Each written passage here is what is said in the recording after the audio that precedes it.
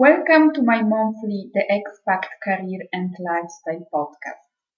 I'm Dominika and I am the founder of dmcoaching.eu, the place to be when you want to create a career you love and live the global lifestyle.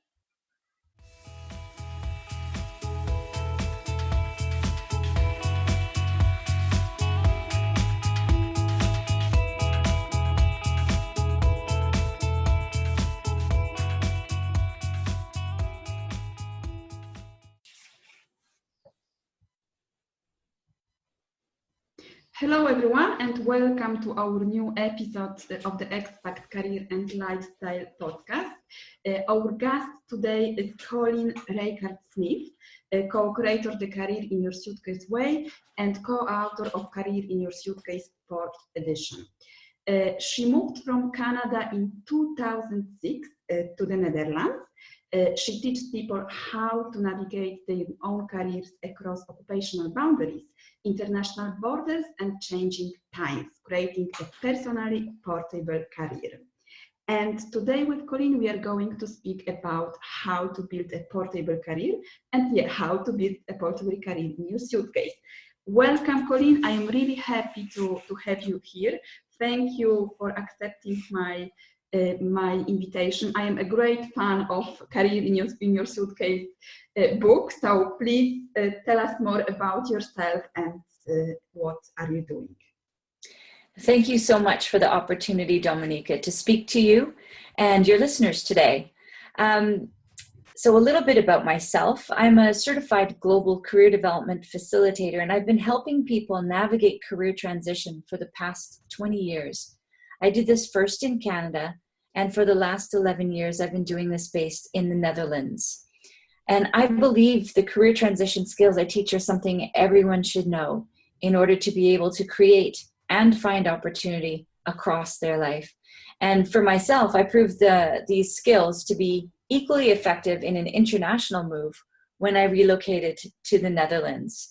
And so right now I'm teaching those skills to people who want to be equipped to navigate all the transitions that come in their lives, and specifically those who are often following their partner's international career and have to recreate and reinvent themselves several times, more often and more frequently than those who do not follow that path.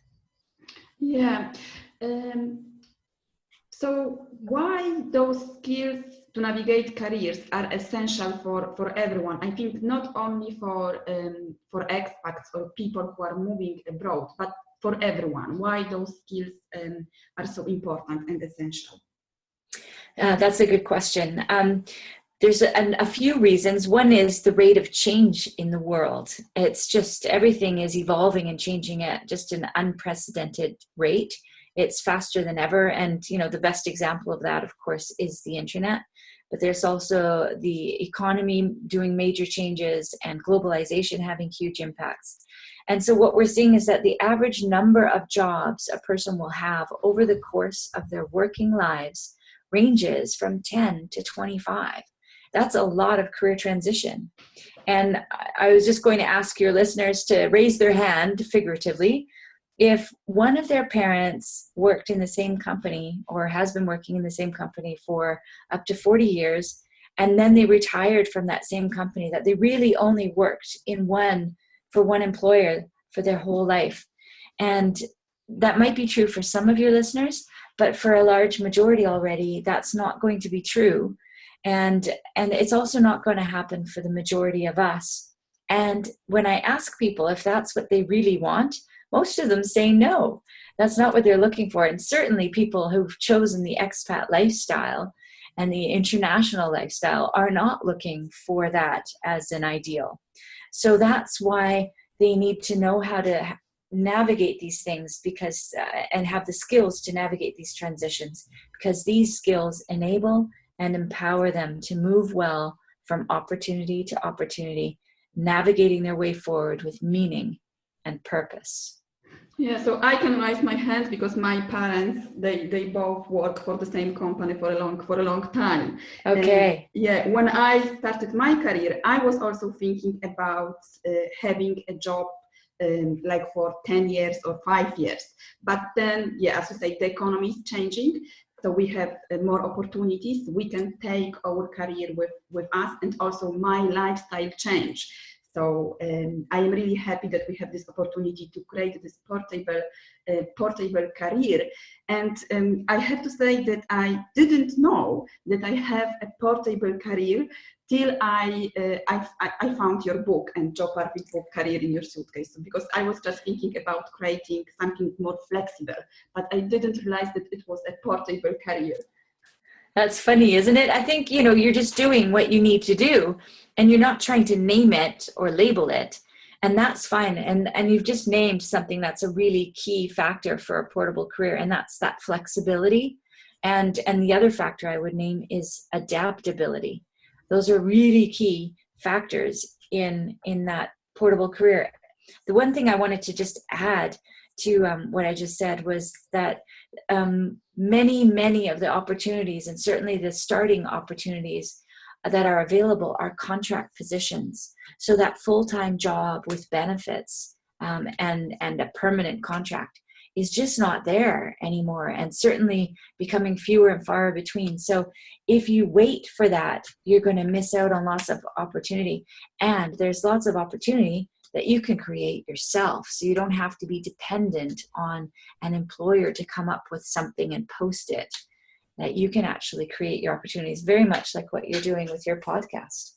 Yeah, exactly. Yeah, this is a very important point, because many young people, like for example here in Italy, they think about having a long-term contract. They don't think about creating something, looking for opportunities, or having like a short-term contract. So this is a very important point of view.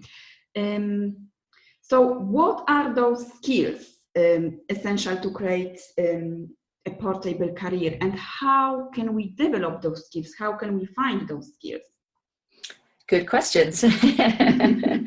Well, I call them career navigation skills. They're the skills that enable you to find your way, to find your direction in terrain in a world that doesn't have a map for you to follow, that you are really creating your own path forward. And so there isn't something that you can just read and follow the steps and say, oh, that's all I need to do. So you've got to develop your own sort of skills that help you find your direction, stay on course based on what you want, and to be able then to create and recognize opportunity when it comes across your path.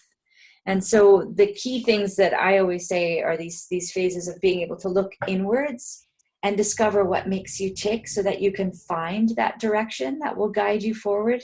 And then looking around you, outside of yourself, to identify issues, problems, opportunities that are around you. And it could be something local, close by, but it could also be something on a more global scale that you can access or respond to using the technology and tools that are out there today.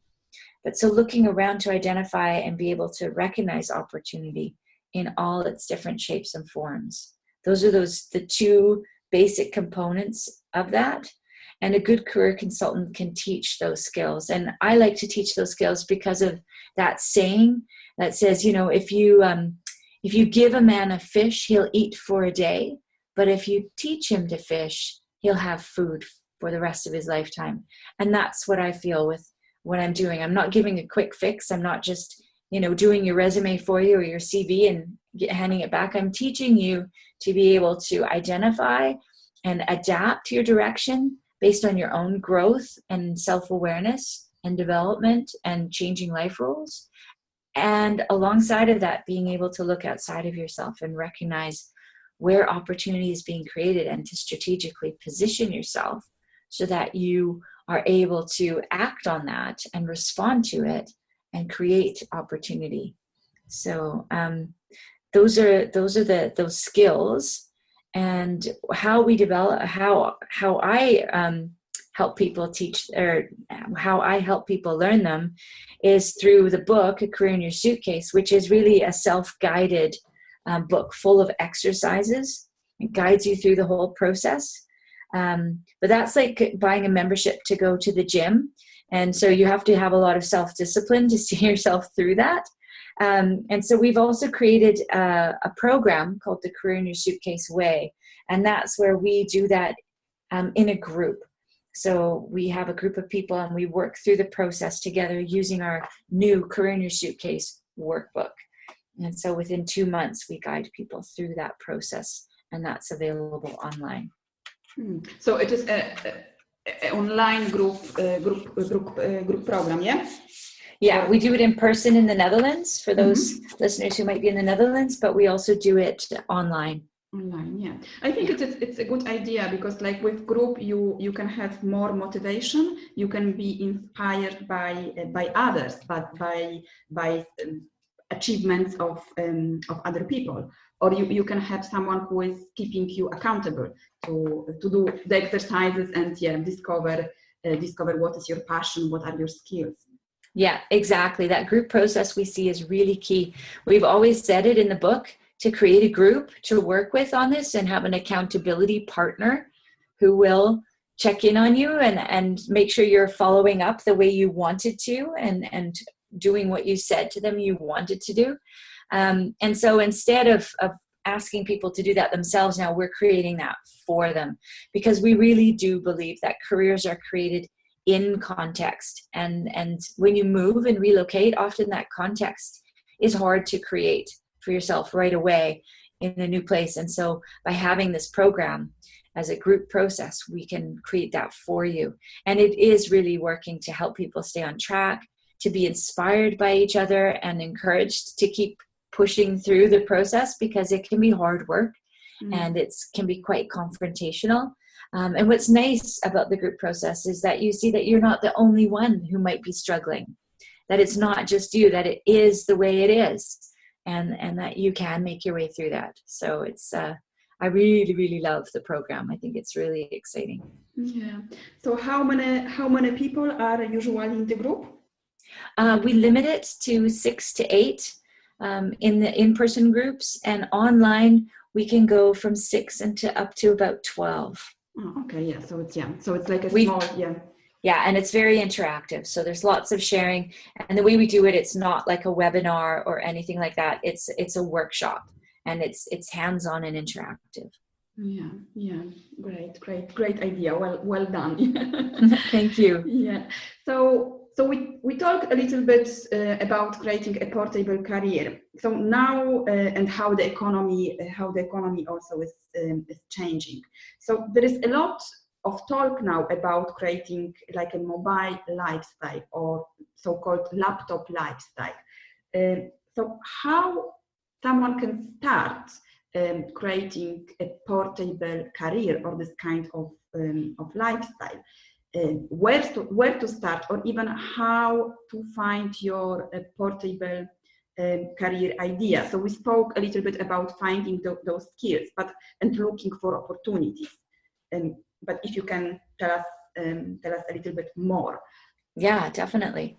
So we always like to start with yourself and understanding, what do you have in your suitcase, if you will? What do you have with you? What are your skills?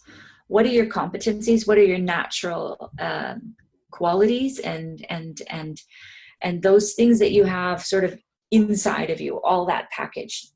Being aware of that, and that awareness is a really key component, because there's a lot of things that we take for granted about ourselves that we really do need to grow to appreciate and understand, because with that awareness, we become more aware of the potential they have for the way forward for us. So first, starting with that. Also, next to that, understanding, as I mentioned, what makes you tick. So that drive, the passion, if you will, the purpose, what's important to you, your values, getting that in focus and clear. And then with those two pieces in place, then looking outside to the issues, like what are the needs in the world? What What are the possibilities there? And then that last final key thing is to, run it against the reality check. Can you be paid for this? And, if you're in a place where you cannot work, then you don't have to run it through that check, unless you're saying, I'm going to build this now. I don't need to be paid for it now, but I want to be paid for it in the future when I relocate to a place where I will be able to work again. And then I will have used this time well. So those 4 factors are key. And that's how you can start. And all of those 4 factors, when you sort of overlay them on top of each other, then you find that sweet spot, that focus. And I like to call that your North Star. And that's that thing that guides you and has guided explorers and adventurers and pioneers for centuries when they've been traveling to unknown worlds and into places where no one has gone before. So what you need to do is find that North Star for yourself. I like the North Star, yeah. Yeah. So it's like about connecting the dots, what you have, what are your gifts, interests, and also what are the opportunities, problems that you can solve, and who is going exactly to pay you for what you have to. Right. Yeah. I was going to mention there's all of these new developments in the economy. If you were to Google the sharing economy or person-to-person economy, these are the things like the Uber and the Airbnb, these online platforms that allow people to connect and kind of take out the middleman, right? You have something, an asset, something worthwhile that you can offer. And these platforms allow you to connect with people who have that need. And so there's so much more possibilities out there with those. Upwork is another one, right? That you can find somebody to do work for you, a freelancer, anywhere in the world. Yeah, exactly. So there are many opportunities there to create something portable. So my next question was, is it really possible to have a money-making portable career? But you answered a little bit. Yeah, it's really the right idea and approach and the willingness to work hard for it and stay with it for the longer term. It's not a quick fix, right? So it's definitely possible. You need to identify that as one of your goals and use that as one of your evaluation criteria. It's not just a hobby, it's something that you want to make money. And so you need to, go at it like a business and be entrepreneurial about it and use those kinds of skills to create it. And then you will be able to create something that does make you money. And if it fails at first, most entrepreneurs fail a few times before they get it right. So you have to factor that into the plan and be prepared to accept that as part of the journey, learn from it, and use that learning to build forward. Yeah, so do not give up. But exactly. Yeah. And the belief in yourself and your skills and what you have to offer is absolutely essential. If you don't believe in yourself, if you don't have that inner drive, that real passion about it, to do something, to respond to that need in the world, to use those skills that you have, then when the going gets tough, it'll be much easier for you to abandon it. But if you do have that belief and you do have that inner drive, then you'll be able to sort of sail through those rough waters and find yourself on the other side of the storm. With new ideas and new potential. Yeah, exactly. Yeah, believing and not giving up. So what can you advise to someone who is in a soul-sucking 9-to-5 job and wants to find a new direction or change, for example, a vocation? And this can be quite challenging, for example, for someone who is living and working abroad, and is looking to find a meaningful career. Those people sometimes can be scared of making the leap, or they don't know what to do next. So what would be your advice? Well, I think a lot of times what holds people back is that desire for security, right? Yeah. That job security. And in this day and age, what I always say is that job security comes from knowing your skills and being able to talk about them effectively, so that they create opportunity for you. Even within a company that looks like you've got that job security, We see companies needing to be more and more flexible to respond to the shifting economy and the changing world. And so even in those jobs that used to have a lot of security or apparent security attached to them, it is possible to experience, go through a reorganization or a downsizing, or where they outsource your function, and all of a sudden you're left without that. So I really wanted to speak to the job security factor, that if you're there because they think it gives you security, it's important to recognize where your job security actually does come from. And it's from your skill set, your awareness of your skill set, and your ability to network effectively, to talk about how you want to use those skills, where the needs that you want to respond to with your skills. So that was one key thing to identify for people who are staying in a job for the security and the paycheck. And so how do you then navigate or negotiate that step to stepping away from the soul-sucking job? And it's hard to do, because if it is sucking your soul, you'll have less energy for the other things outside of your work. But if you can create some experiments to try out a few ideas that don't require you to quit your job, then that is something that can give you the way to test out the ideas before you were to take that risky step, or what feels like the risky step, quit your job and go full time at it. You could also see if you can negotiate part-time in your position to a part-time, and step by step work your way towards what you really want. Oftentimes just having a conversation with your employer and letting them know what's really important to you, where you see yourself going. They would love that initiative.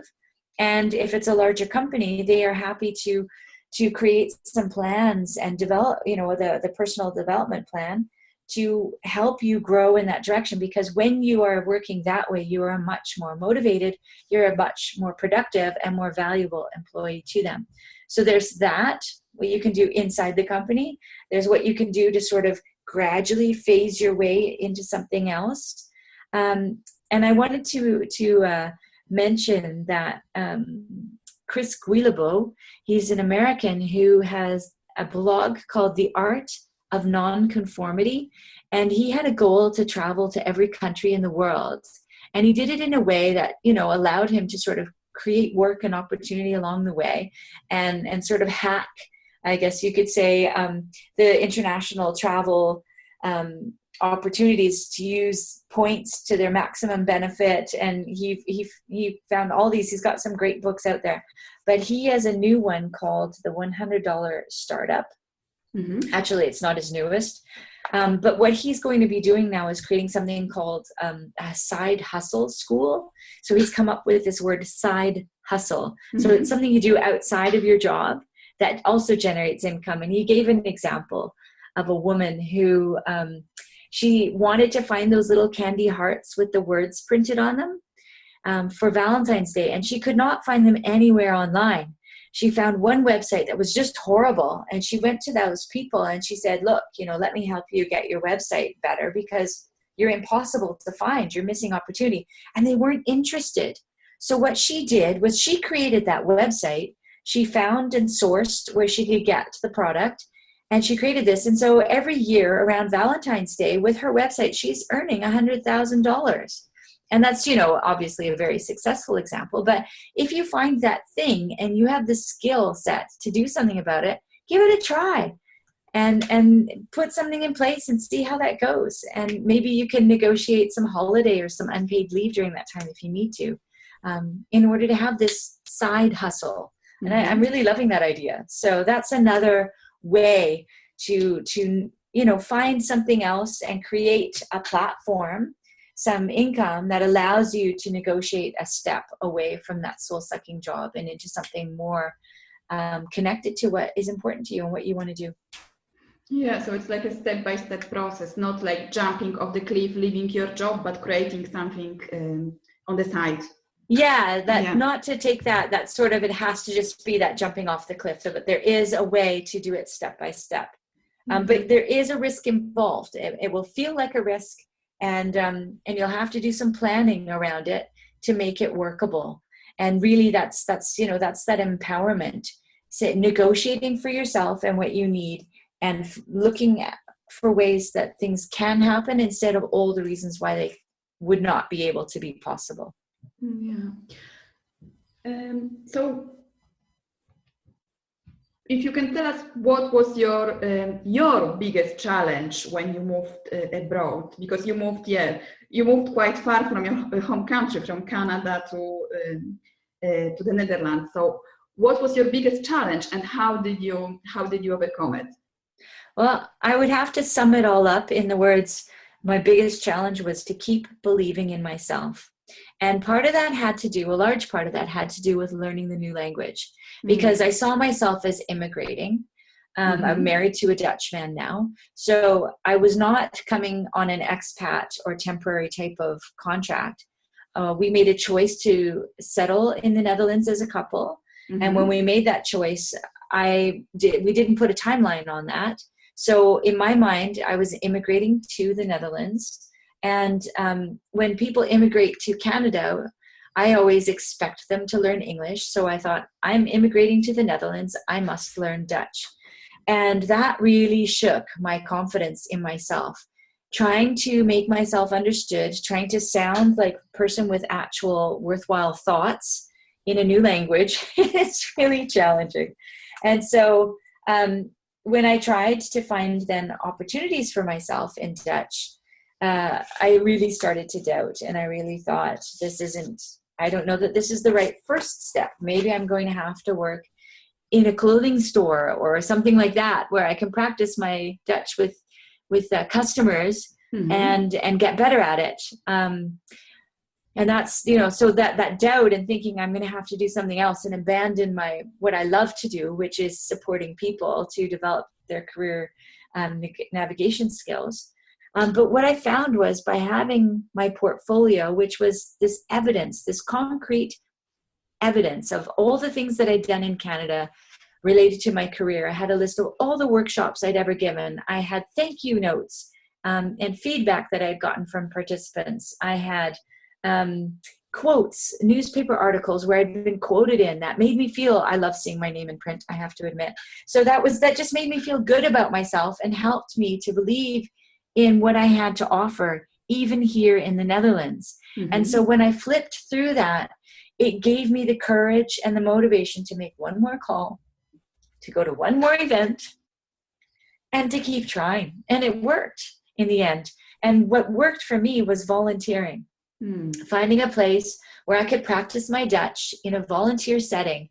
And when I went to an interview for a charity that was doing something that I related to my values and what I believed was important in society, and had this interview, they were looking for a fitness instructor, and it was something I'd done in university. And I thought, well, let's look at the transferable skills. I'm in front of a group giving instruction. It's like giving a workshop and training. So this is a good step in the right direction, and better than working in a department store where I'd have to, cut off arms and legs to fill in the application form and look like somebody they would want to employ. So, when I went for this interview, and what they did was they came back to me afterwards and they said, you know what, we want you to run workshops for our volunteers to help them recognize their competencies. I would never have asked for that opportunity, and they just handed it to me. It was ideal. Wow, great story, great example. Yeah. Yeah, great. So what are your plans for the future? Are you staying in the Netherlands or? Yeah, well, we always say never. So at this point, yes, we are staying in the Netherlands, and my husband is just going to start a new job. So this will be for the time being. And we were reconsidering things in the past few months. But yeah, really, we have a boy who's 8. And so, we thought it was important, to consider his needs as well. So we decided to, and there was better opportunity for my husband here as well. So we've decided to stay in the Netherlands. So personally, we're staying here, and we've just come through that transition. And I know a lot of your listeners go through this regularly, this moment of indecision and not knowing. And so I was like, I've got a career in my suitcase. I can go anywhere. If we move within the Netherlands, it comes with me. It's no problem. But we don't even have to relocate within the Netherlands. So it's super simple. But with Career in Your Suitcase, we now have 6 coaches affiliated with us. And so we're able to offer more and more services based on our book and on the Career in Your Suitcase Way program. And so we're stronger than ever to continue to empower and equip accompanying partners for their career journeys. And so I'm really excited about the potential that's there under the banner of Career in Your Suitcase, created by Joe Parfit in 1998. Yeah. And with this group now, it's always been a collaborative effort. Joe was very collaborative. And so we're continuing that theme forward in this new way now.